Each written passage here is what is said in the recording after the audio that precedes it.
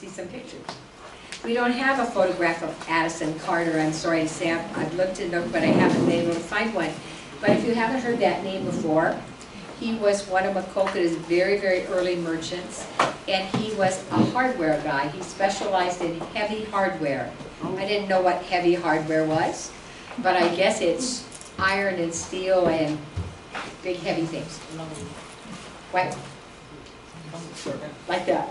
Okay, so he just kind of pops up in Maquoketa's early history, and yet we haven't really known very much about him. In the 1879 Little Jackson County Directory, he's just listed as A.S. Carter, wholesale and retail hardware dealer. And his location is listed on as the east side of South Main Street. His residence is Pleasant Street in the Historic District, which is now the Historic District, in Maquoketa. But even the book that mentions him doesn't even have an ad for his big store, which I thought was kind of funny. So we have the first place he pops up is this letterhead, and I have trouble with my grandchildren; they can't read cursive. So everything I write, I have to. Well, I'm even having trouble with this cursive, and I really like cursive. But this is a letterhead from an Omaha hardware company, and a while back we received some history from about this early business from a relative. And we just have to remember that Maquoketa was settled around 1838, right? But for a very long time, nothing happened here. It was just pretty much stagnant. And there was a good reason for that. And it was because people realized that to have a business and prosper in a business was very difficult here, because you had to compete with the river towns, you had to compete with Bellevue, and you had to compete with Dubuque. And they had an awesome advantage because they had easy and cheap transportation by the Mississippi River. Maquoketa didn't have that, and so their freight charges were so much higher that there's just no way they could compete, and so for a long time, Maquoketa did not grow. But this man from Omaha, Nebraska had a vision. He had learned the hardware business. As you can see, he was the treasurer of this big company, learned the hardware business. He came to Maquoketa. No, we haven't been able to find out why he came to Maquoketa, but he came to Maquoketa, he struck out on his own, and he started his business in 1870, hardware business. His stock was small and his means were very limited. And of course, businesses at that time were just the circle of people in your community. That's really all you had. The small blacksmith shop, the corner grocery, whatever, because again, they could not compete with the river towns. I guess that was made clear in the early struggles that Maquoketa had, because they tried hard to be a river town. They tried to make the Maquoketa River navigable. It's a hard word to say. They even took down the bridge at Bridgeport and had some small steamships that could come up the Maquoketa River as far as Maquoketa and load and unload and then go back out to the Mississippi. They went across the Mississippi and up the Fever River to Galena, and that was their port. But that was their hope of competing with Dubuque and Bellevue, and it was not very successful. But it was just considered foolhardy for a man to engage in a large mercantile business in this city, because he just couldn't expect to make money. But the first person that tried was Addison Carter, and he saw the potential on the horizon, and he started his business because he saw that things were going to change around here. He was convinced, though they weren't here yet, he was convinced that the railroads were coming, and that would make the businessmen here competitive for the very first time. So the first mention that I found in the newspapers was that of the Carter brothers. It was October 3rd, maybe that's October 3rd of 1872, and it was reported that A.H. Carter of the firm of Carter Brothers had purchased the 3-story block of J.E. Squires and planned to move his business there in the coming October. And you remember Squires from Squires Manor. He was the big banker. He built the big brick block, as they called it, in the middle of Maquoketa. Fine brick building on the east side of Main Street, and it was about halfway between Platt Street and Pleasant Street. So probably about where Smiles on Maquoketa is now, right in that area. That's where he built this big Squires block that Carter then bought.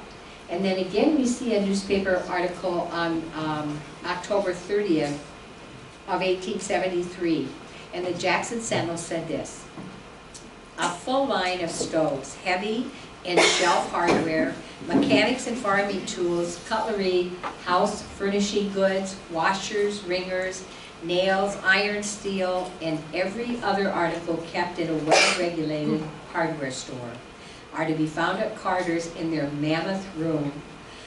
It was Squire's old stand. All goods were first class and priced down to the lowest figure, so they said, call in and see Addison Carter, successor to Carter Brothers. So it went from Carter Brothers to being Addison Carter. So I think the next one, nope, it's that one, sorry, the back one.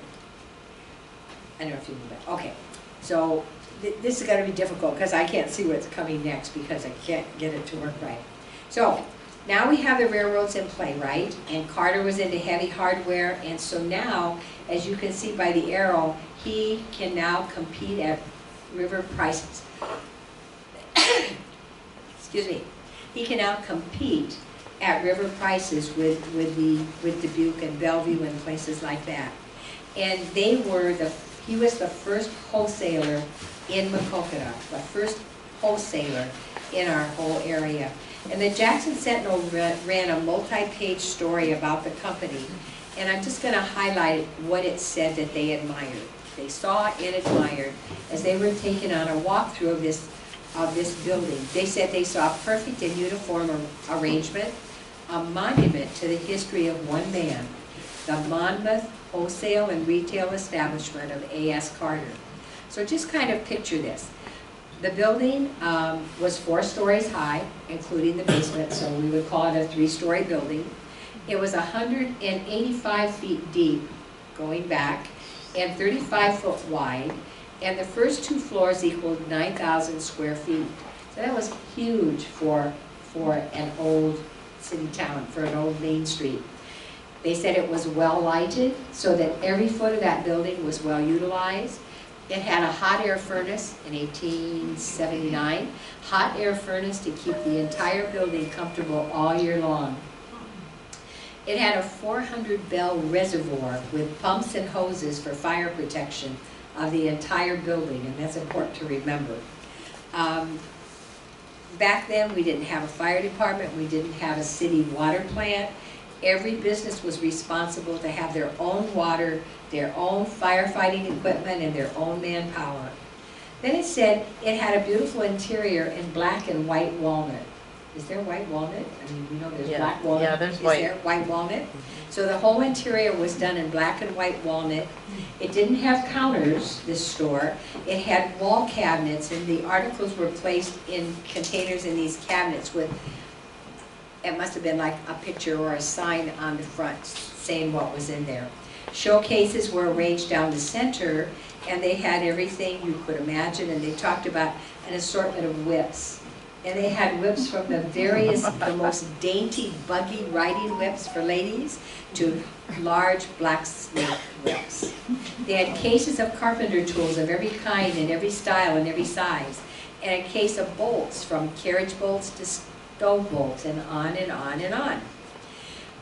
Iron and steel was in the rear 65 foot of the building. And it was so big that they had a 12-foot driveway that ran through the center of this to allow drays to come in and load and unload, because this was heavy stuff we were talking about. So this ran right down the middle of the building. It had machines for cutting iron and cold steel. It had a large geared elevator, probably the first one in Maquoketa, made by Barnes Brothers, and it went from the basement up to the 2nd floor.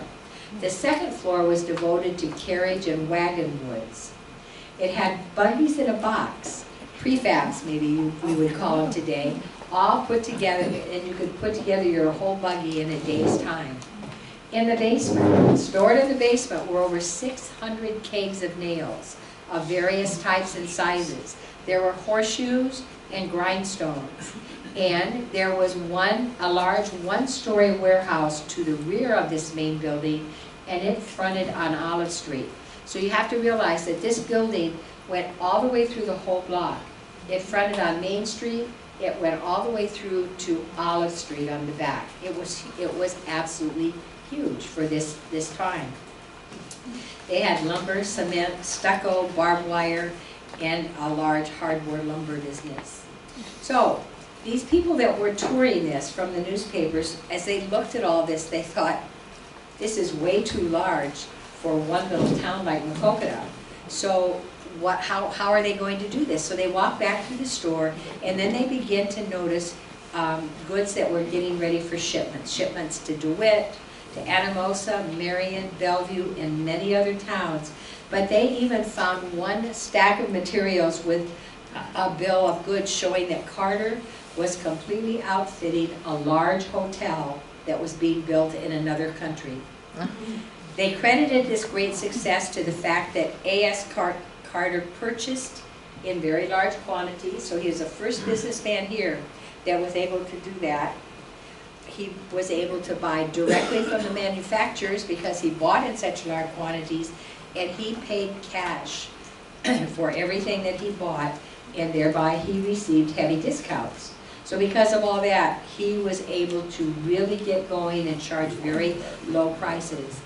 And another reason that he was so successful, according to this newspaper article, was because he didn't have to pay enormous rents because he owned all of the buildings that he occupied. So those were some of the reasons for his success. Also, he gave personal supervision to his trade, and he didn't mind having quick sales with small margins. So he kept goods turning over instead of waiting to make a big profit. And it goes on to say that with this popular young salesman that he employed by the name of Adam and Charles Ringlep, that their success would continue. And that was all written in 1879. Then in the Jackson Sentinel, and like I say, there aren't many pictures, so we have to go to newspaper articles. In the Jackson Sentinel of October 2nd of 1879, they reported that A.S. Carter had just reached home after a several-day trip among leading woodstock and hardware manufacturers in Indiana. So he had gone to Indiana. While he was there, he purchased and filled 4 railroad cars, chock full of supplies, and got them started off to Maquoketa while he was still there shopping.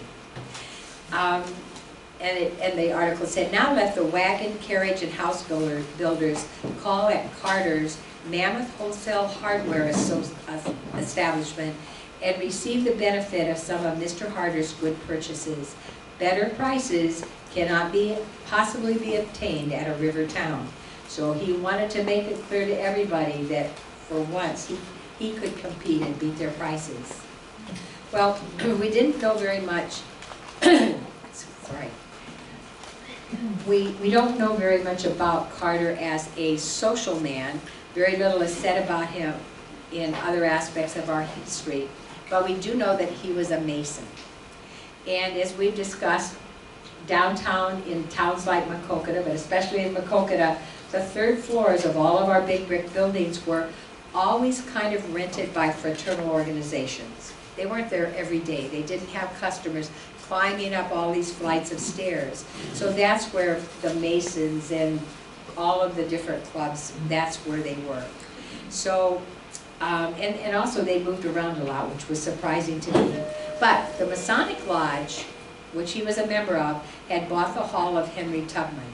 And they were occupying the 3rd floor. They'd been there for many years. And then, according to the souvenir edition of the Sentinel, dissension arose among the ranks. Imagine that. And the Masons removed to the rooms over A.S. Carter's hardware store. So they took over the 3rd floor of Carter's hardware store. And then the article went on to say, and in the fire which wrecked that building on the night of September 30th, 1882, the Masons lost everything. That's the first indication we had of what happened to Mr. Carter. They lost everything. And to make matters worse, in the few months before the fire, other Masonic bodies had organized and moved in as well. So other groups of Masons from surrounding towns had moved in. They lost everything as well. And you have to remember that when the Masons lose something, it's kind of like the museum losing something, because the things that they had were irreplaceable things, right? According to this big newspaper report, they had life-size portraits of many of their members, a lot of them deceased. All of their records were burned, all of their official papers. There were 38 dress suits with swords and regalia, jewels, and beautiful silver libation set. They had just recarpeted. All of that was gone. And according to this article, not one thing was saved. So there were many theories, according to the papers, about how the fire started. Lots and lots of different theories, but no definite cause was ever established. The Masons later found a home when Dr. Truax, who built the D.A. Anderson building that we all remember, where Sue's Hallmark, thank you, where Sue's Hallmark was. He built that building right after the fire, and at the last moment added a third floor, especially for the Masons, and a lease prepared so that they could be there for 20 years. So that's how they ended up. So according to the October 5th, 1882 paper, which I think is this one, they called this the most destructive fire in our history. And I suppose they mean up until that time. They called it a $90,000 blaze. And even though this photo wasn't labeled, I think maybe that this is a picture of that fire.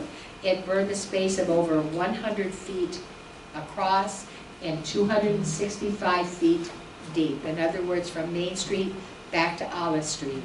And it totally consumed 4 buildings, and it seriously damaged a 5th. It was a significant fire. Smoke was first spotted by John Bailey. Coming from the Carter building, somewhere near the tin shop. The city's firefighting apparatus was weak. Everybody was supposed to have their own. It was inefficient. The stream of water that they could muster didn't even reach the flames. And it left the mammoth hardware establishment that had been Carter and now Ringlep, who had become a partner. But then as of January of the year of this fire, 1882, Ringlep Brothers had bought out the whole stock of the company. It left everything in a mass of smoldering ruins. And the heaviest losses fell upon them. So if you can think, Carter still owned the building, right? It was a total loss, and it was valued at $12,000, and $7,000 of it was insured. But the heaviest loss was to the Ringleps, these 2 young brothers, Charles and Adam Ringlep, who had just in January bought out the whole stock. They owned $60,000 in stock, insured for $30,000. And according to everything I've seen, this business was the pride of Maquoketa. I mean, it was huge. It was mammoth.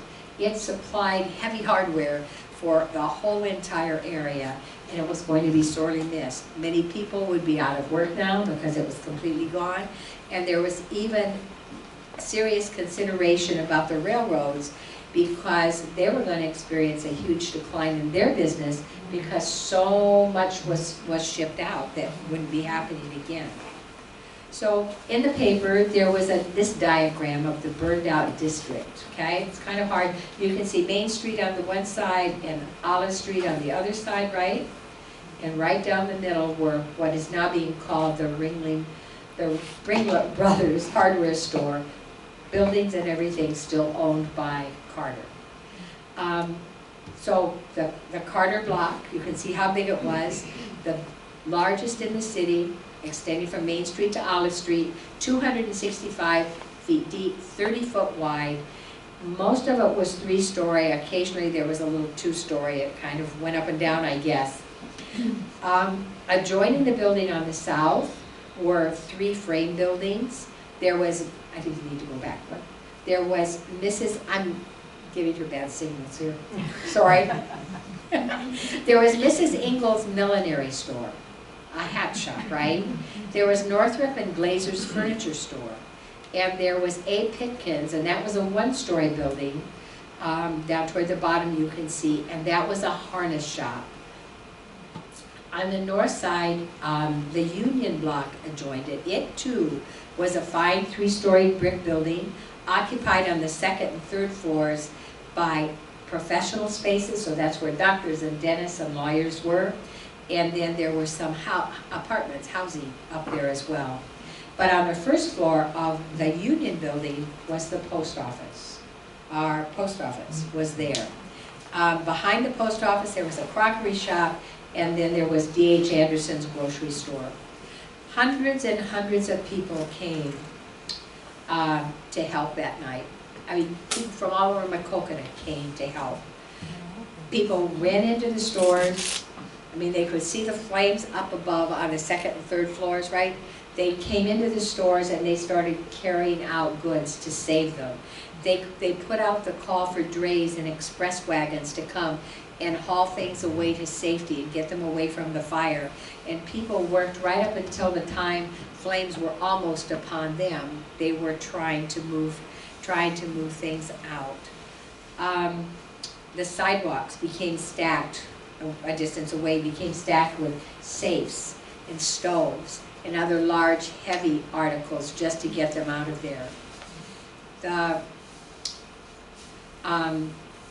It was interesting.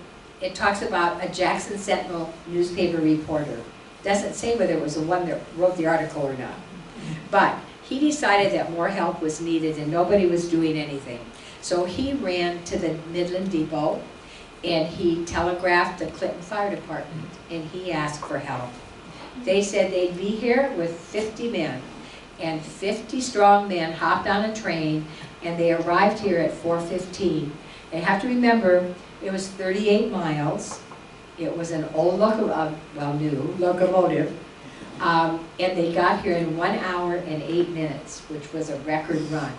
They came to help. The train was 2 flat cars and a caboose, and of course an engine with an engineer and a fireman. But they didn't bring a fire engine because they didn't realize we didn't have one. And we had no water works that they could use their equipment, so it was really a sad predicament. So their fire chief wasn't even going to unload. Then we're told that this same reporter urged them to try to hook up the Barnes Brothers force pump. And even though they were 2 different size couplings, they managed to get it hooked up together, and they came up with a flimsy stream of water, it says, that went 20 to 30 feet. But at that point, it was enough to help. The fire by then had burned until it came to 2 fire break walls. So it was kind of stopped on both sides. And hemmed in is the way they put it, by 2 firewalls. And in the middle of that was our post office in the Union Block. The citizens had formed a bucket brigade. You always heard about the bucket brigades, and they said that the bucket brigade was very, very helpful. Without that, it might have gone over the top of the fire breaks and that sort of thing. But I thought it was interesting. They gave our postmaster at the time great credit because he could see the danger coming, and he got all of the undelivered mail gathered up. He placed it in mail bags. He put locks on the mail bags, and they were removed to a place of safety so the United States mail was kept safe. So I thought that was neat. Eventually, with the fire brigade, they got the fire out. Great credit was given to the brave firemen of the Clinton Fire Department. They worked really, really hard. And then, of course, daylight came. It was the next day, and people began coming from all over to look and see, right? They were mingling about the whole next day.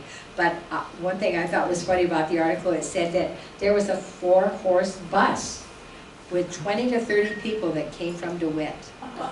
And they came because they had been told that there were 14 buildings burning and the fire was still spreading. And they came to see the action, and they were very disappointed.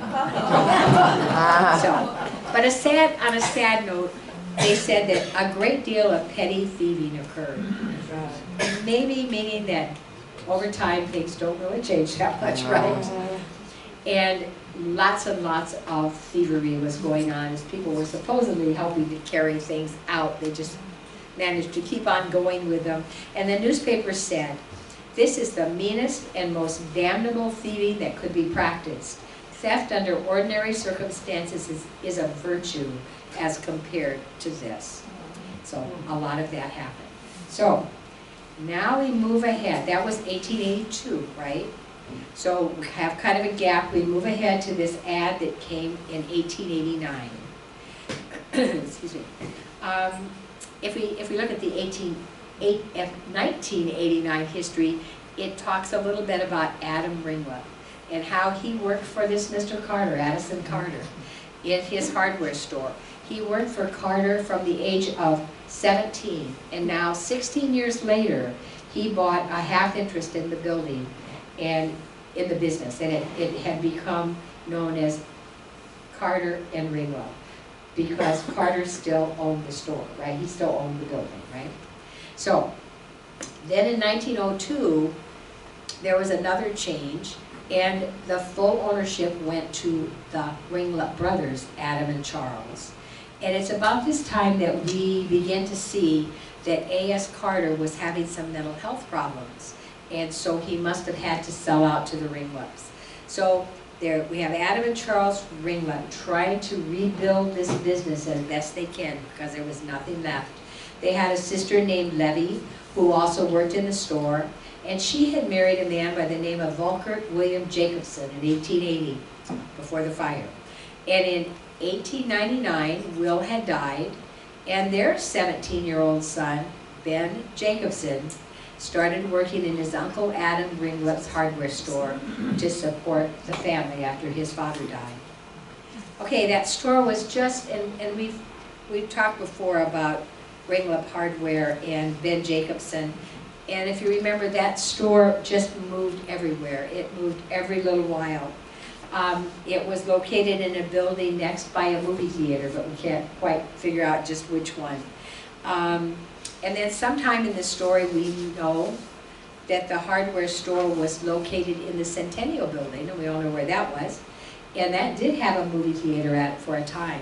Then in 1912, the store moved to the Schultz, what we think of as the Schultz Brother Building on Main Street.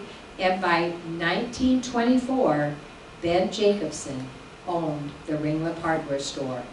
He still was kind of unsettled, didn't have a good place to be. In the 1942 Maquoketa directory, it says he was at 134 South Main Street. That would be where Max Ray Jewelers is today. And then an ad, May 2nd of 1947, the Jackson Sentinel announced that Ringlep Hardware had lost its lease and was going out of business. So that was a sad day for everybody. But later in the year, we find Ben Jacobson, Ringlep Hardware store, being resurrected in the old Shields barn. And that was where the old Jack and Jill Street store was, where Brad Deary kind of is now. And for whatever reason, we don't have any photos of these early stores. And even Brad Deary has called and tried to find photos and to recreate their history of how they grew. But there aren't any. If you come across any, we would love to have them. But finally, in 1955, he moved to the corner of Main and Pleasant Street. Whoops, I think that's okay.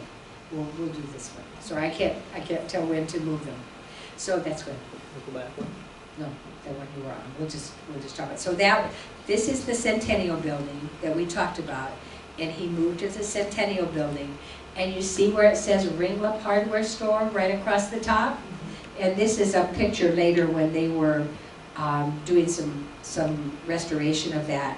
Well, just a few years ago, when they restored the Centennial Building, we begged them, the Historical Society begged them to leave Ringlep Hardware sign up above. It was just this plain, but they tried to remove it. And the harder they tried to remove it, it got a little dimmer and a little dimmer.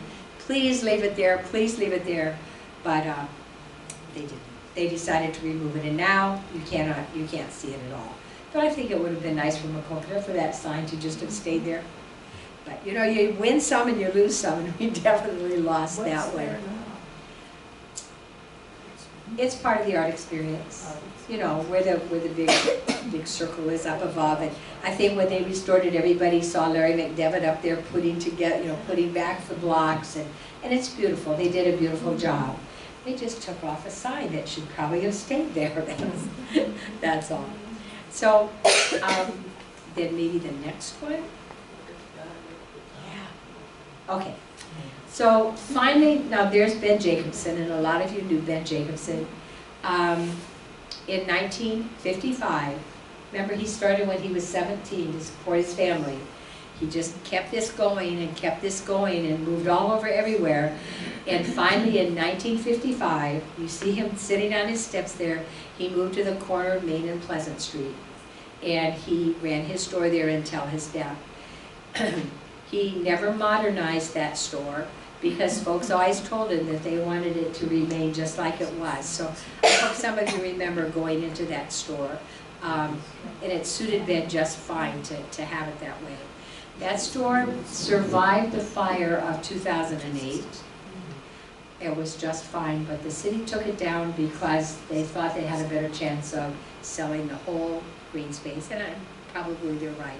But the building was inspected, and it was a freestanding building, and it was in good shape, and it could have remained, but it would just kind of been sticking out there by itself. I get that. Okay, so now we're going to talk a little bit about the personal side of Addison Carter, our creative and insightful businessman that started this whole thing.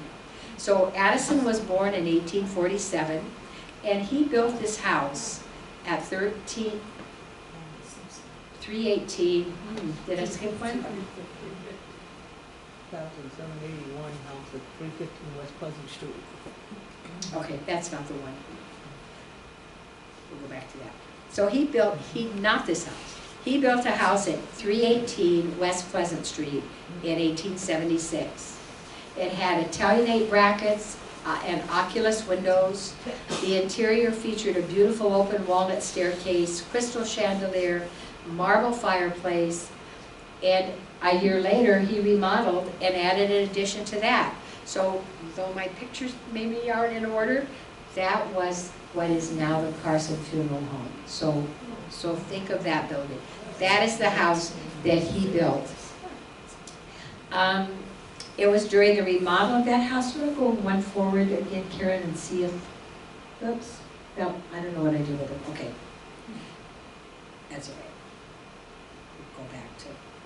So it was the first house in Maquoketa. When he did the remodeling, he put distinctive light-colored stone trim on the corners. I'm trying to think of what they're called, quains? Yeah. Is that right? Is that the right word? Quoins. Yes. That was the first house in Maquoketa to have those. They were lighter than the brick. They were stone, and they were just distinctive on the house. And when touting the growth of Timber City, the 1878 directory that we talked about listed A.S. Carter as having made $7,000 worth of improvements to his house that he had just built. And that was part of the $63,000 total for the year, as they talked about how Maquoketa was growing and growing. And at that same time, he built the new brick business block that we were talking about. So by then, he was a very successful businessman. So the house that is on the screen now is the Schellenberger house, right? Okay, the Schellenberger house was built in 1863, and it was pretty much right across the street. It's one of the oldest homes in the historic district, and it was built by Henry Schellenberger. And I hope that Helen was here, because this is one of her grandfathers going back. Henry Schellenberger was a local store owner, and his daughter Ada married Frank Mitchell. Frank Mitchell became the sheriff and part of Mitchell Mastery. And the Mitchell family lived there for so many years, and Mabel Bermall lived there, and then not too long ago, Tom and Lanny Simpson lived there. So if that helps you figure out which house it is. It's pretty much unaltered, and it's very significant in the National Register. So it was natural for Carter to build in that neighborhood. because he had married Ellen Schellenberger, whose parents were in the Schellenberger house across the street.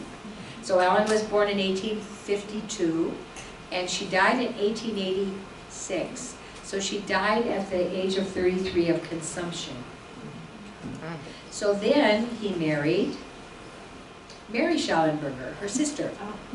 And they were married in 1890, I think. And it's just, when they were married, she was very ill. And she died. They were married in February 1st of 1890, and Mary died June 28th of 1890, just 5 months later. And she also died of consumption. And then Addison married a third time to Annette Himman. I don't think we have a picture of her, but they divorced in 1903. So Addison never had any children, and he died in 1905. Okay. So, I don't know why that's in there. Addison Carter's obituary. I didn't find it in our things, but it appeared in the Oxford Mirror from the newspaper from Oxford Junction, Iowa.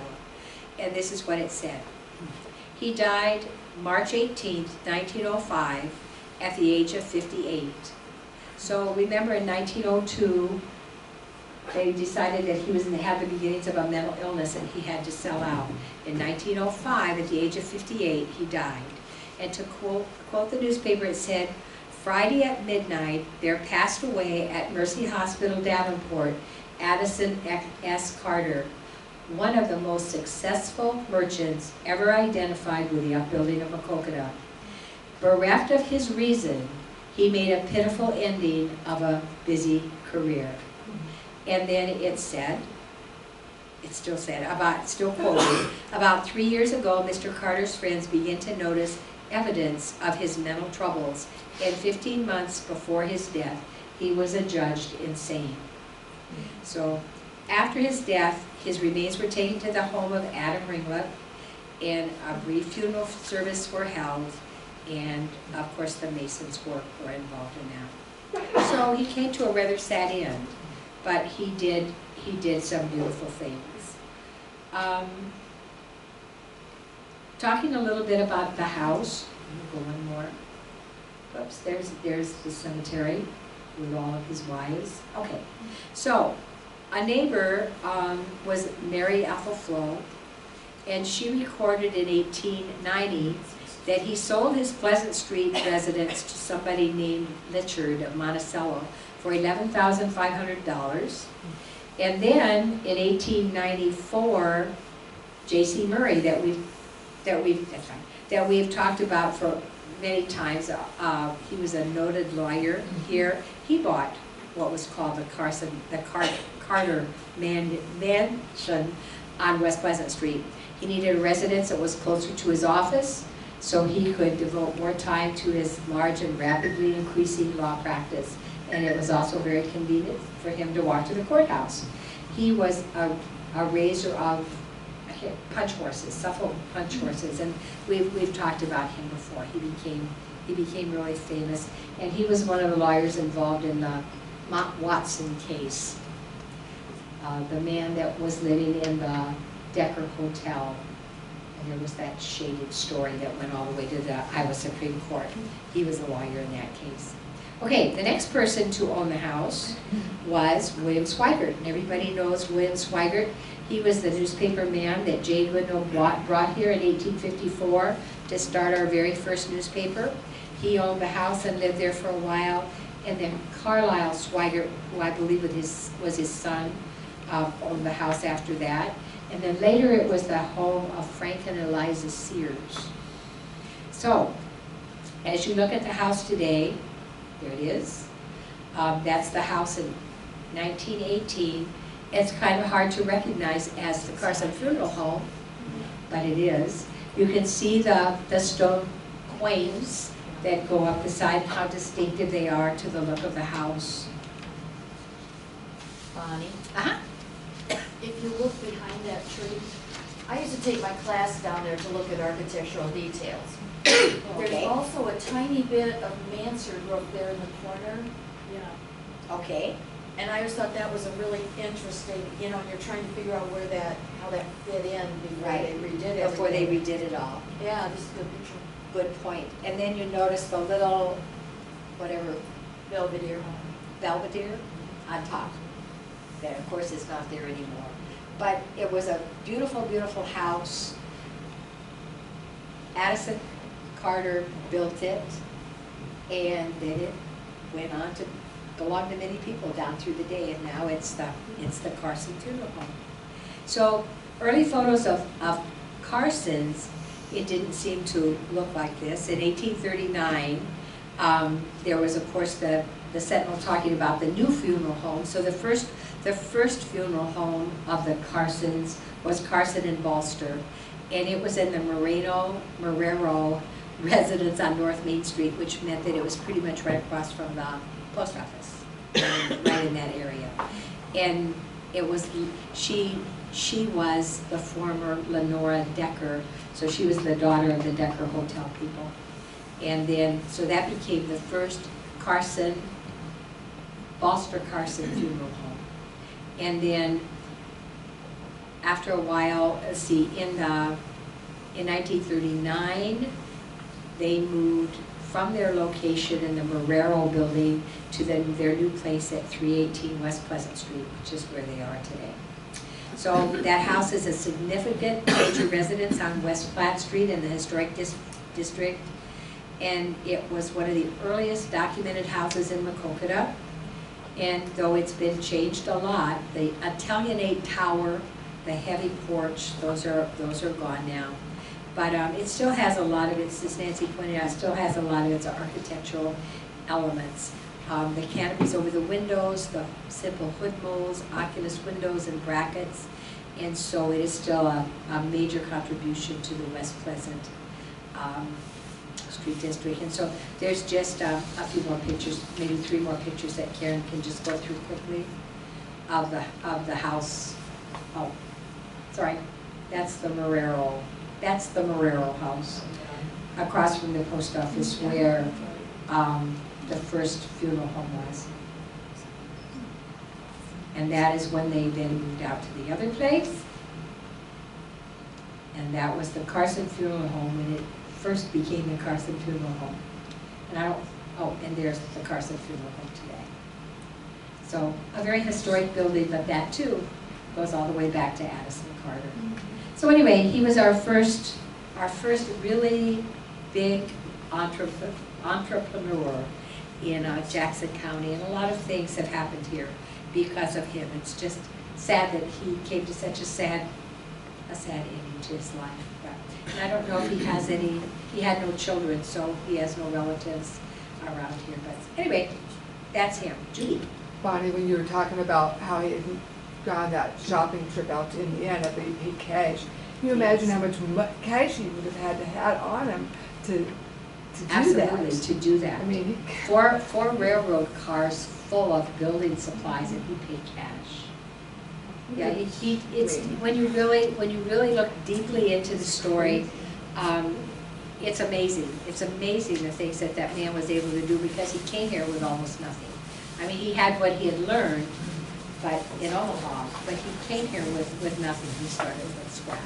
And if anybody's ever interested, you know, when we talk about the main fires in Maquoketa, we talk about the 1915 fire on Main Street, the 1917 fire, but we don't very often talk about the 1882 fire.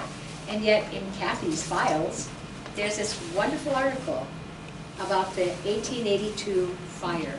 And you'll just get a real charge out of reading this. It has so much interesting information in it about this fire and all the ramifications, and then all the funny little side stories. It talks about how 2 Clinton firemen became the real heroes because they were climbing their ladders up to the 3rd story of the building, and because of the heat, their ladders started to bow, and they were carrying heavy hoses or buckets or something, but they kept right on going even though they were, you know, and it just it's an amazing, well-written story about this fire that we haven't talked enough about.